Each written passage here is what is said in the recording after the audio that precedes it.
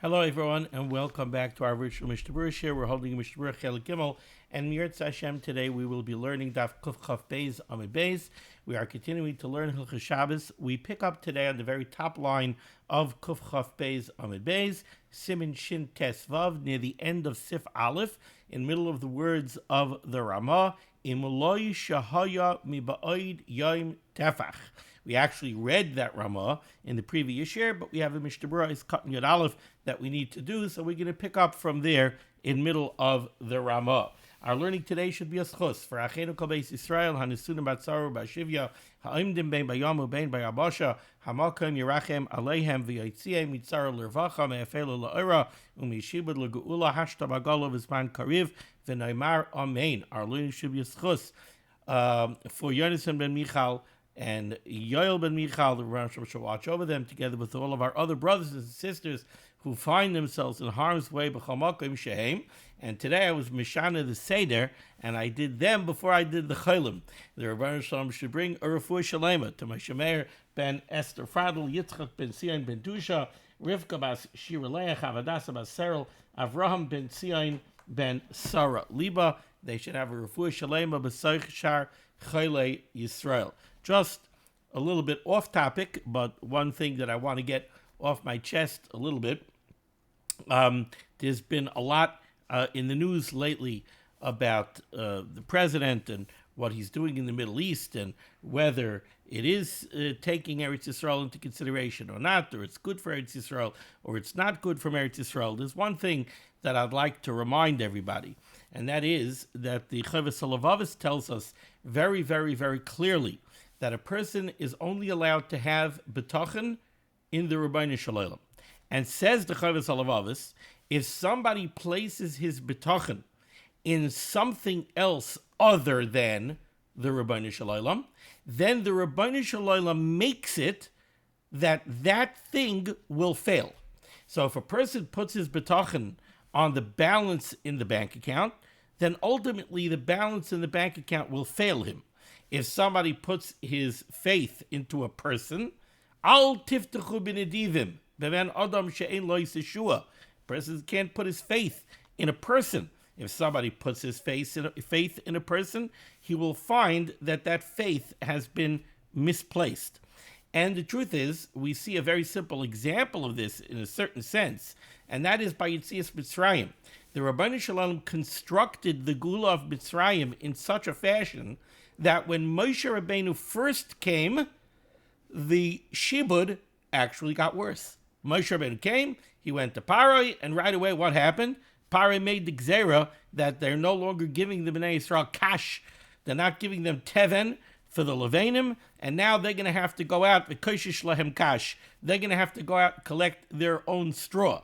And indeed, that's what Klal Yisrael cried out. Klal Yisrael said, well, you made it harder for us. And Moshe Rabbeinu went to the Rebbeinu Shalom and said, you made it harder for us. Then the Rebbeinu Shalom said, now you're going to see the Geula. So the Rebbeinu Shalom constructs the Geula in such a way to make sure, don't think you're going to have faith in anybody or anything else. Your faith is going to have to be in me. If you put your faith in anything else, it's going to be misplaced. And that is a word of caution. People are putting their faith in things other than the Rebbeinu Shalom. Do not be surprised if it ends up not working out, because our faith has to be placed solely and totally in the Rebbeinu Shalom. That's where our faith has to be placed. We have to direct our tefillas to the Rebbeinu Shalom. I always tell people, you think about the things that are going on in Eretz Yisrael, in other places. You want to do something. What can I do? What could I do? We could do far more to influence the situations that are going on than anybody else can. We have far greater influence than the leaders of governments around the world do, because we could speak to the Rebbeinu Shalom 3 times a day. So we could go to the Rebbeinu Shalom and we could be mispaled to the Rebbeinu Shalom.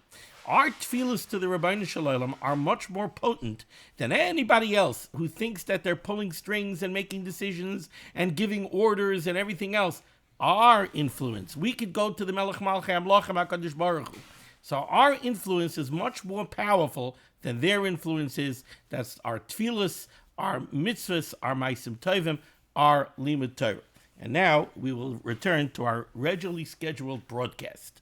Okay, so where we left off in Sif Aleph, let's remember what we learned. To make an oihel kva, so that means to make some kind of a roof that's kva, to make a roof that has permanence to it, that would be an Isser Daraisa. That would be an Isser Daraisa. Asiyas oihel, it would be a toilada of the malacha of Baina.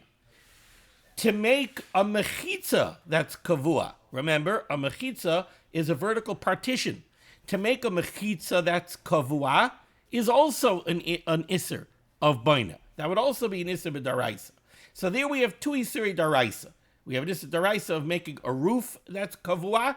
We have an Isser Daraisa of making a wall that's kavua. Now let's go to the Isser Darabanan.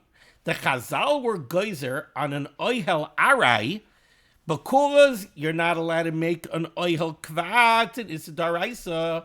They were geyser that you're not allowed to make an oihel arai, because if we allow you to make an oihel arai, you might come to make an oihel kavua. But by a mechitza, they were not geyser. By a mechitza, they didn't make such a gzera. They weren't afraid that if you're going to make a mechitzas arai, you might come to make a mechitza kavua, and therefore, said the Mechaber, we don't have that kind of Isser Darabanan. Then the Mechaber came, and the Mechaber gave a cutout to this heter. The Mechaber said there's one interesting place where it is also to make a mechitzas arai. When is that? When the mechitzas arai that you're going to make has halachic significance. The case of the Mechaber was, you're putting up a mechitza that's going to serve as the third wall of your sukkah. In that case, we can't look away from that wall. We can't turn around and say, oh, no problem making that mechitza, it's only mechitzas arai. Well, that mechitzas arai is a very significant mechitza. It's rendering your sukkah kosher a sukkah. Therefore, we can't look away from it, and it becomes aser in the context of the halachas of Baina as well. Another case that the Mechaber gave was if your backyard is not fenced in, so it's not a Rishus HaYochid, it's a Carmelus, and you're not allowed to carry, and now you go and you make a Mechitzas Arai, you put curtains around it. Okay, you're making a Mechitzas Arai, but that Mechitzas Arai has very potent halachic significance. It's turning your backyard into Rishus HaYochid, and it's a Mechitza HaMateres. It's being matir, carrying in the backyard. Oh, it's a Mechitza HaMateres. That is halachically significant, and now it's also significant, and it would be considered boina to put up that Mechitzas Arai.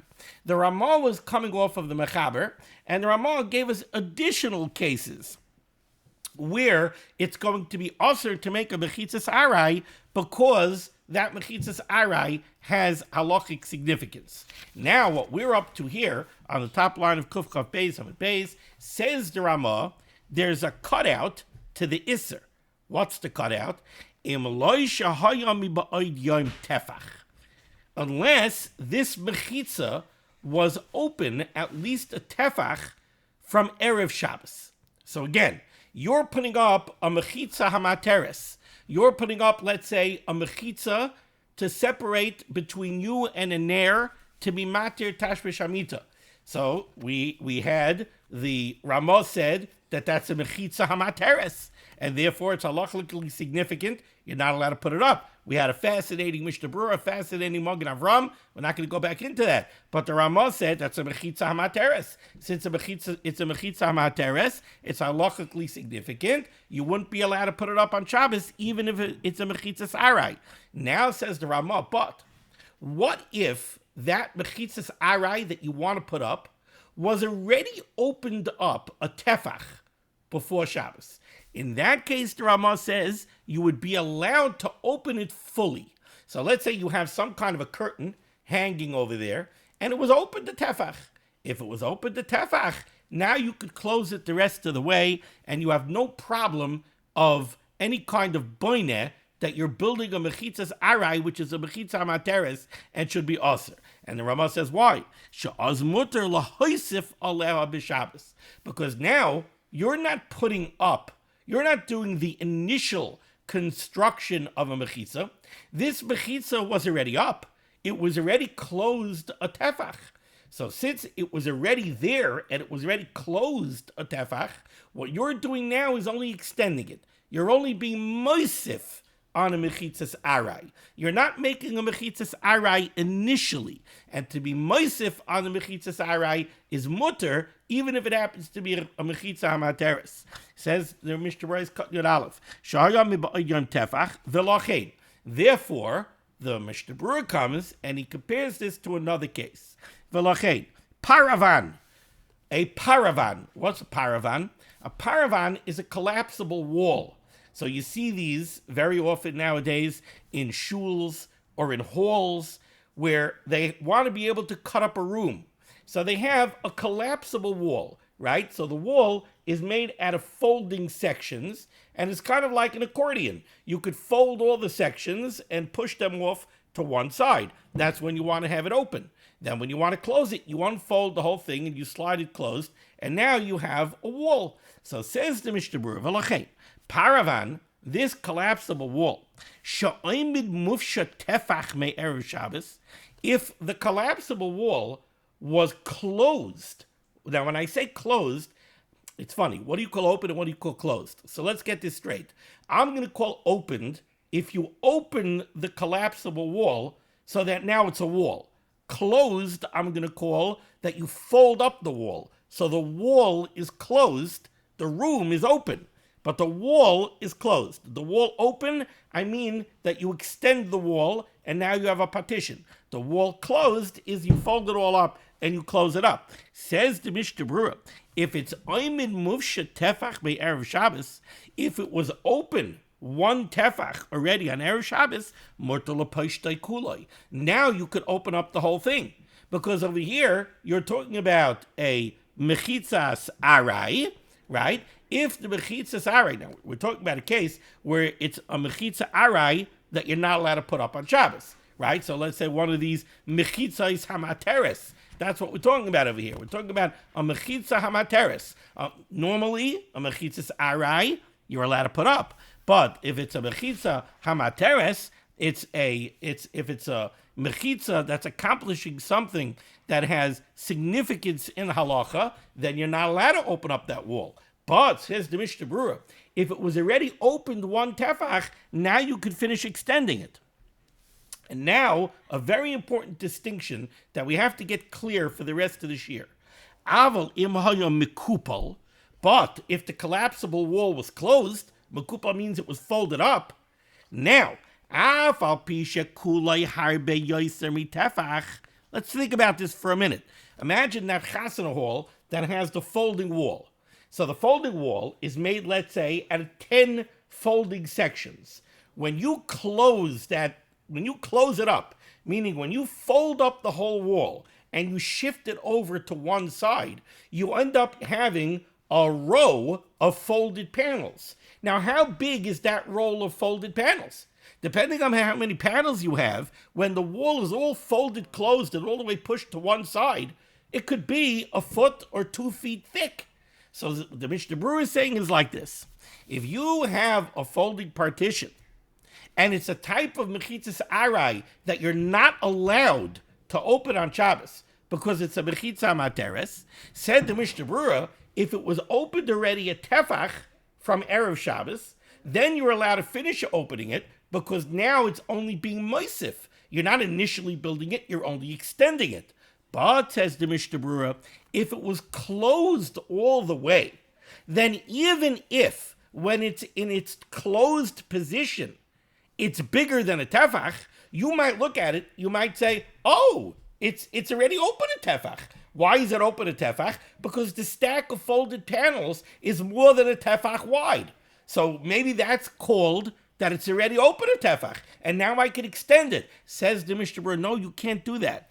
That width of when the wall is closed, the thickness of the closed panels, that does not count. And the Mishnah Berurah tells us why. He says, loy mahani, that doesn't help. Shaharei loy nasezeh b'shvil mechitza. Because that thickness of the stack of folded panels is not there to be a partition. Adarabba, The reason the whole wall is closed up and folded up is because you don't want a partition. The only reason you have that width that's blocked because of the stack of panels is because it's got to go somewhere. So that's the amount of space it takes up when it's fully folded up and fully closed. But it's not there to be a partition. It's not pshat, oh, they closed up the folding wall, but they wanted to leave a little bit of a partition between the two rooms. No, reason if they had their druthers, really they would rather that whole thing would disappear. Indeed, in some places they have it such that it goes into the wall. But it's not because they wanted to keep part of it open and they wanted to have a partial partition. No, they closed the whole partition. Again, meaning they closed it up. They folded it all up. So that does not count. That's not called now that if you extend the wall, you're being moisif on a mechitza. No, you're not being moisif on a mechitza. That's not called being moisif on a mechitza. You closed the whole thing up. That's what the Mishnah Berurah is saying over here. And he brings this from the Chai Adam. Now, this is going to be very, very important going into the next sif. And interesting enough, I love doing this. For the next sif, with the help of Lego, I have an audiovisual, not audiovisual, but I have a visual presentation. Arts and crafts, my favorite.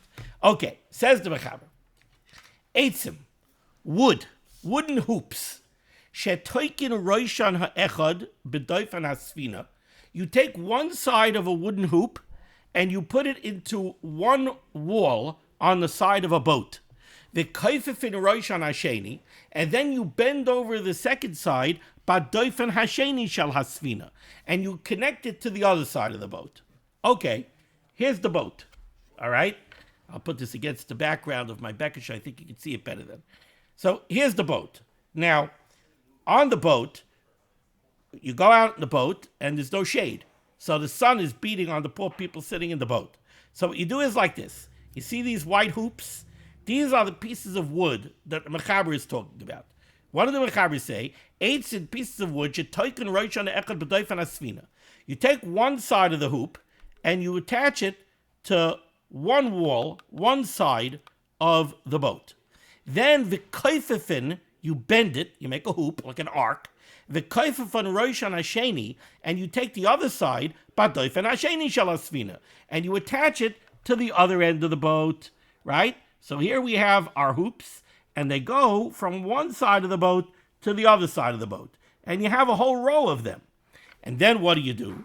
The uparsin machatzelas alein litzel, and then you're going to take a sheet, and you're going to go ahead and you're going to lay the sheet over the hoops. Why are you doing this? Very simple, because you want to have a canopy over the boat. So these are your wooden ribs. These are your wooden hoops that are going to support the canopy, and then you're going to spread a canopy over those hoops to make your canopy your roof over the boat. So obviously we understand that the shaila that we're talking about over here is oihel arai. If you go ahead and you put that canopy over these ribs on Shabbos, does that constitute making an oihel arai? Now, oihel arai is an issur d'Rabbanan, right? That we said is an issur d'Rabbanan. You're not allowed to make a temporary oil. Okay, let's take a look what it says here. Says the Mechaber, 3 lines down the middle of the line. It depends. Im yesh birachvan tefach.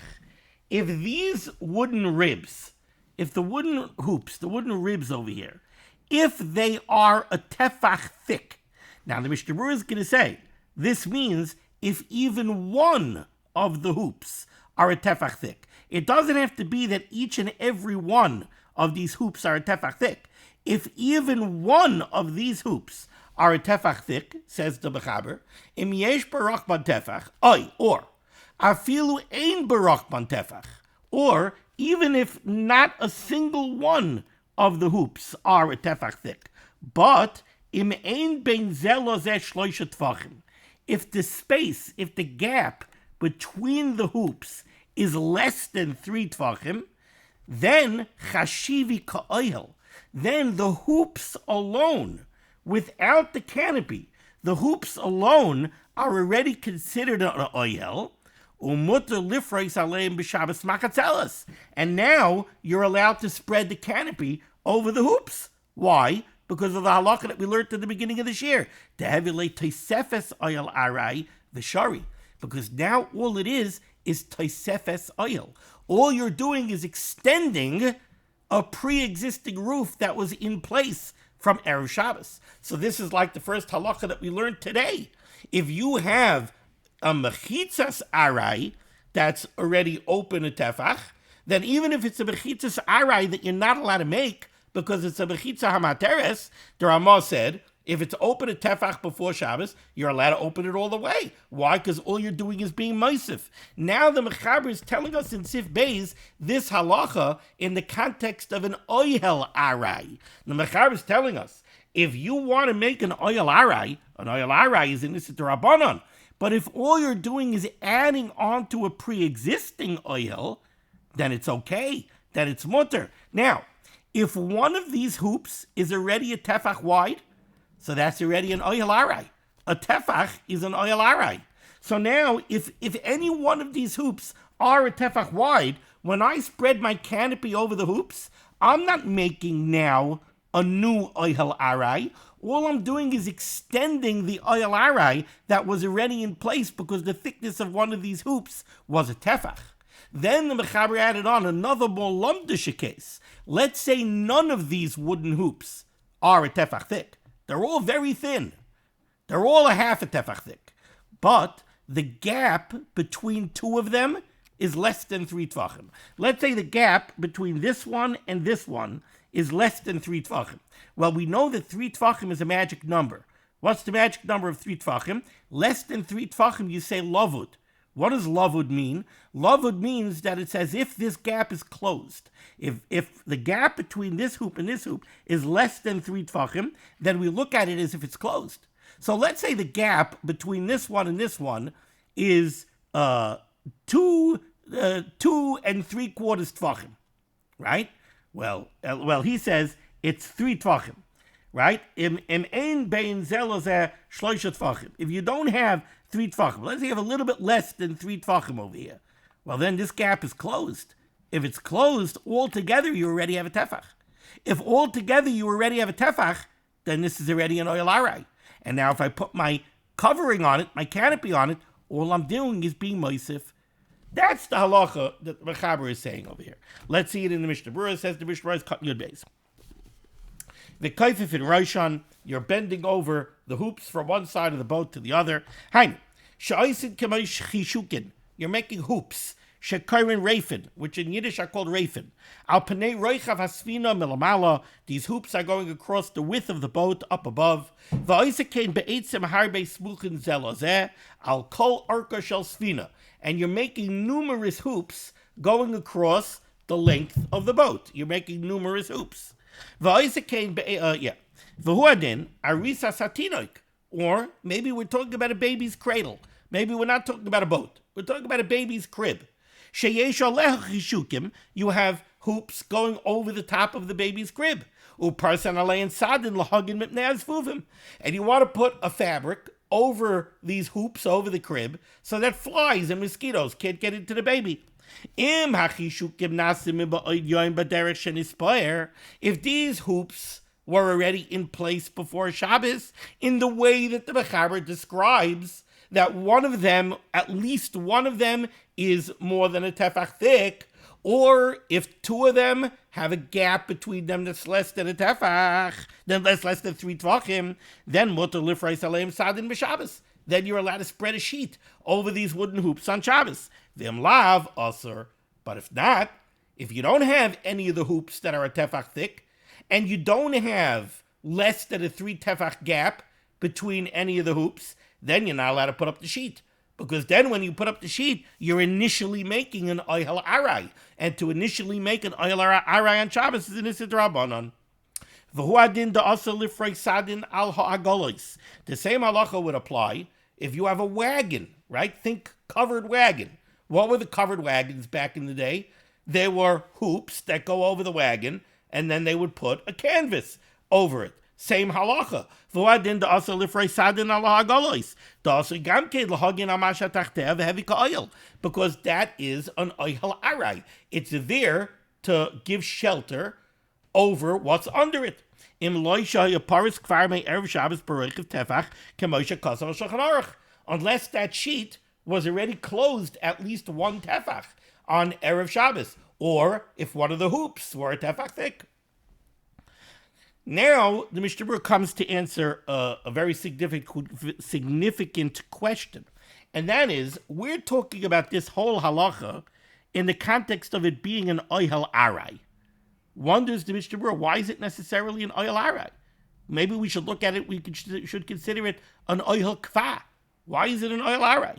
Says the Mishnah Berurah, the reason we don't consider this an oihel kva, if it would be an oil kva, it would be this daraisa.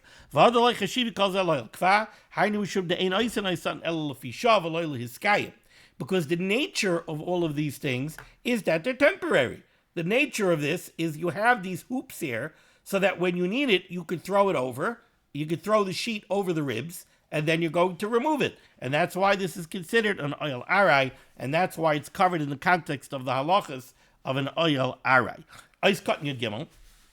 The Mechaber said, if the hoops are berachban tefach, if they have a width of a tefach, says the Mishnah Berurah, if the width of the hoop was a tefach, va'afilu rak be'echod mehen. Remember, we only need one of the hoops to have the width of a tefach.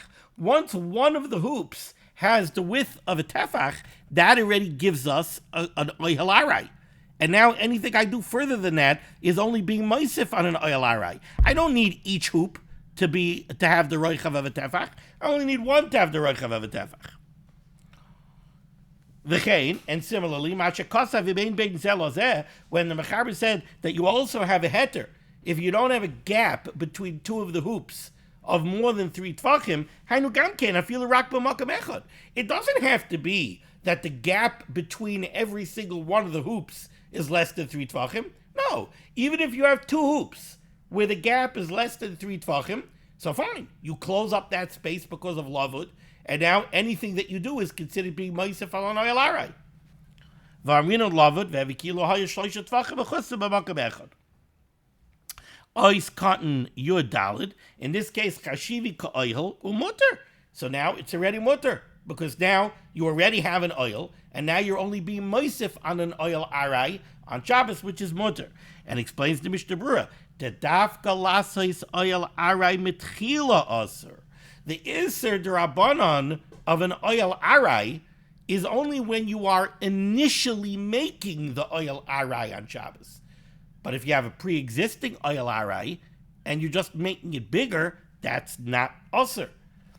Avalim nasa kvar, if there's already an oil arai there, mutter lahaisef alav, you're allowed to add to it.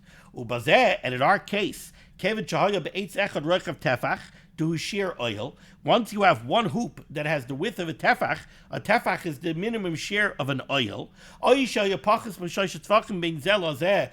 have 2 hoops that have less than a gap of less than 3 tvachim between them. To who shear limud? 3 tvachim is the shear limud. Now we look at it as if those 2 hoops are connected. So we look at it halachically as if the gap between them is closed. So then there's already a pre-existing oil arai, and now when you spread the sheet over the ribs, all you're doing is being moisif al an oil arai, which is mutter. Now we go back into the Mechaber. Says the Mechaber 2 lines off the bottom, right by the ice cotton tesvav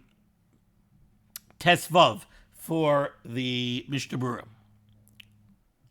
Umitamzeh, for the same rationale, says the Mechaber, machatzeles prusa kidei tefach. Let's say you have a porch, and your porch has an awning. And your awning, that's machatzeles. So machatzeles is a mat. But we're talking about this mat is an awning. So let's say you have a porch with an awning. And your awning is already open. Again, I keep getting, what are we going to call open and what are we going to call closed? So by the awning, I'm going to say it's closed when it's extended. It's opened when it's rolled up. So mitamzeh, Machzelas prusa kedei tefach. If your awning is already spread out, which means it's closed, right? If it's already closed one tefach, it's already spread out one tefach, mutar lifrei shar machzelas b'Shabbos. You're allowed to roll the rest of the awning closed on Shabbos, because you're only being moisif on the oil arai. We're calling the awning an oil arai because it's open and closed, open and closed. It's not meant to be closed and left there forever. It's open and closed and open and closed. So if it's unrolled before Shabbos, a tefach, so now you already have a one tefach oil arai. Now you could unroll it the rest of the way because you're being moisif on an oil arai. But if the awning was all the way rolled up and it's not open a tefach, then you can't close it on Shabbos. You can't spread it out more on Shabbos, because then you're initially making an oil arai. And remember what we learned at the beginning of the share, which we're going to repeat now, both in the Mechaber and in the Mishnah Berurah. Let's say the awning is all the way rolled up. It's all the way opened. It's all the way rolled up, right? But let's say the roll is 2 tefachim thick. Does that count? Does the roll count? No, the thickness of the roll doesn't count. Because when you roll the whole awning up, when you roll the whole thing up, we don't look at it as there's an oil arai, that you left one tefach covered to be an oil arai. No, this is like the folding wall that we spoke about in the beginning of this year. When the whole wall is folded up, we don't look at the thickness of the stack of panels as being a pre-existing mechitzas arai. No, you opened up the whole partition. You don't want the partition there. That's why you closed it up, right? You folded it all closed. The thickness of the stack is unavoidable. But that's not called a pre-existing partition. So too over here by the awning. When you roll up the whole awning, just because the roll has a thickness of a tefach, we don't look at that as an oil arai of a tefach. Because that means you didn't want the oil arai. You rolled up the whole awning. It's just the thickness of the awning. Says the Mechaber, v'tefach she'amru, when we say that you need a tefach unrolled, chutz min hakricha, it means a tefach that is unrolled. We don't count the roll. The kricha is the roll. That doesn't count. Says the Mishnah Berurah Tesvav, umitam zeh. Umitam zeh. For this reason, says the Mechaber, return to Lamar. What the Mechaber wants to say is, the Hachanami, over here also, since you had a tefach unrolled, a tefach opened from before Shabbos, so now you're allowed to spread out more. You're allowed to unroll more of the awning.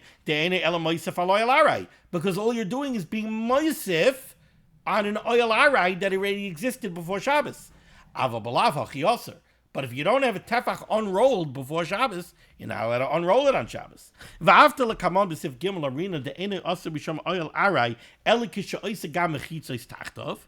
The Mishnah Berurah is heading off a question that you would have if you already learned Sif Gimel. You see, we said yesterday, as a Dover Pashut, that you're not allowed to make an oihel arai on Shabbos, even if all it is a roof and there are no mechitzas, there are no walls underneath the roof. In Sif Gimel, we're going to modify that a little bit. In Sif Gimel, well, let's see what the Mishnah Berurah says here. In Sif Gimel, we're going to say that there is no isser of oil arai. Sif Gimel, we're going to say, not like we said yesterday. In Sif Gimel, we're going to say oil arai is only a problem if there are walls surrounding underneath. Now, there's a major qualifier to this, and the Mishnah Berurah explains it right now. Shani hacha. Our case over here of the awning is different. There's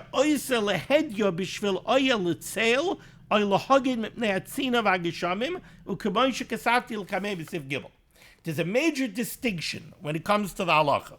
Like we said yesterday, the Isser D'Rabbanan of making an oil arai, it does pertain even if there are no walls underneath. But there's one caveat. The only time it's usher to make an oil arai, when it's only a roof and no walls, is if the purpose of the oil arai is to protect the area underneath it. So if you put up an oil arai with no walls underneath, but that oil arai is there to protect you from the sun, or to protect you from the rain, or to protect you from falling leaves, or whatever it's protecting you from, then you're not allowed to make that oil arai even if there are no walls underneath. But if the oil arai that you're making is not there to protect the area underneath it, then, and we'll see cases of that tomorrow, then it's only usher to make the oil arai if there are mechitzas as well. And that's what the Mishnah Berurah says over here. Even though later it's Sif Gimel Amrina, we're going to say that technically the isser of making an oil arai is when there are walls surrounding the area underneath it. And over here, by the awning that we're speaking about, there aren't necessarily walls underneath it. So why is the Mechaber saying that it's usher to unroll the awning unless it was unrolled at least a tefach before Shabbos? What's the problem with unrolling the awning if there are no mechitzas underneath? Explains the Mishnah Berurah, Shani Hacha. Over here it's different. Over here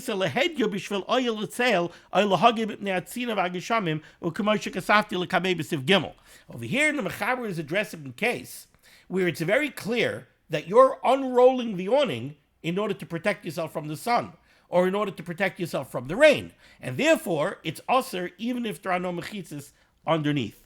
Ois cut into Zion, the Mechaber said, remember, when we say that the awning has to be unrolled at least a tefach, chutz min hakricha, the roll, the thickness of the roll does not count. Hainu, this means, says the Mishnah Berurah, Shem ha'isa machzelas prusa l'shem gag, if you have this awning that's spread out for the purpose of being a gag, ukracha me'erev Shabbos, and on Erev Shabbos, you rolled up the whole awning. You didn't leave it open, a tefach. You rolled up the whole thing. If you want to be able to spread it out on Shabbos, you have to leave one tefach unrolled. Then mutter lifrais hakoil v'chanal, and then it's mutter to unroll the rest. Ein roichav ha'igol shel hakricha oila b'shir tefach. The thickness of the roll does not count to that tefach. The hakricha ein chashuva prusa alagag la'oil. Because when we look at the thickness of the roll, we don't look at that as being an oil arai. That roll is not there to be a gag. That's not the roll is only there. You wanted the gag, the awning, to be all rolled closed. You wanted it to be rolled up. You didn't want an oil here. So the thickness of the roll does not count as a one tefach gag. Elitzar sheyishar tefach porus. You need to leave a tefach unrolled. Levad meroichav ha'igol shel hakricha, aside from the thickness of the roll. Now there's a very interesting last piece over here in the Mishnah Berurah. Let's chop what we're saying over here, right? We're saying very clearly that the thickness of the roll does not count. Because the thickness of the roll is not there to be a gag. It's only there because the roll has to remain there. So if you want to say that you already have an oil arai here, you have to leave the roll unrolled at least a tefach. That tefach will be considered a pre-existing oil arai, and now you could unroll the rest of it. So that means that the roll is not considered a gag. So now let me ask you a limud sheshayla. Okay? What I want to do now on Shabbos, let's imagine like this. We have the awning, and the awning is completely rolled up. Okay? So now, somebody will be outside, and you want to ask him a limud sheshayla. You are in the Dirshu share. Let me ask you a shayla. You see the roll? Yeah. Is that roll a gag? Oh, no. That roll is not a gag. That roll, what do you mean? The roll is a tefach thick. Nope, doesn't matter. The roll doesn't count. The roll is not considered a gag. In order to have a gag, you have to have it unrolled a tefach. Okay, so we'll all agree. The roll is not considered a gag. So now, you know what I want to do? Now I want to pick up the roll. The roll is 2 tvachim thick. I want to pick up the roll, and I want to put it on top of another porch. Is that a problem of asiyas oil arai? The answer should be no. You just told me that the roll does not constitute a gag. If the roll does not constitute a gag, so then why can't I pick it up and put it on top of another porch? I'm not creating an oil arai. The thickness of the roll is not a gag. So l'chayre that should be mutter. Says the Mishnah Berurah, Yesh ma'achronim. There are achrayim, and he brings this down from a Taz. Yesh me achrayim shekasvu. There are achrayim that write. Dafilu hachi. Even though we're saying that the thickness of the roll does not constitute a gag, lifrois hamachzeles kishi krucha al eze davar sheshayich by oil lehedya. If you wanted to pick up that roll and you wanted to put it on top of something else, where creating an oil arai would be a problem, aser misham oil. It would be aser, because that constitutes making an oil. Because it's only over here on this porch where it was unrolled to make a roof, and then you rolled it up in order to take away the roof. It's only in that case, in that case, we say that the thickness of the roll is not a gag. You know why? Because you had a gag, and you rolled up the awning in order to take away the gag. The only reason the thickness of the roll is still there is because what are you supposed to do with the roll? The roll has to remain there. But it's very clear that you don't want a gag. So now we don't look at the thickness of the roll and consider it a gag. But to pick up the roll, which is thicker than a tefach, and put it on top of something else, where creating an oil arai would be a problem? Aser. That's aser. Now, if you look at the Sha'ar Tzion Kat Chav, he explains what the background of this is. The background of this is not so much the lumdus. The background of this is a machlokes rishonim. The background of this is a machlokes Rashi and Tosfos. You see, we're going like Shitas Tosfos. The Mechaber is paskening like Shitas Tosfos that the thickness of the roll does not constitute a gag. That's Shitas Tosfos. But Shitas Rashi is that the thickness of the roll does constitute a gag. Rashi would hold that if you have this awning on a porch and you roll up the whole awning so that the only thing that's left is the thickness of the roll, and the thickness of the roll is more than a tefach, according to Rashi, there's an oil arai here, and you're allowed to unroll it on Shabbos because all you're doing is being meisef ala oil. That sheet is Rashi. But we don't paskin like Rashi. We paskin like Tosfos. But the Taz says we're going to be choishish for Shitas Rashi l'chumra. L'chumra, we are going to take Shitas Rashi into consideration. So to pick up the roll, which is thicker than a tefach, and put it on top of something else, we're going to say that that's called initially creating an oil arai, and it is aser. Okay, we're going to stop over here. We'll continue next time with Sif Gimel. Thank you so much for joining me for limud HaTorah. This is limud HaTorah should be making against Klal Yisrael. The Rebbe should send Yeshua Sefuras Panas Sheduchim Tolos in need. We should be zeicher to see the BSKL Tzedek B'Meher V'Yameinu Amen. Be well.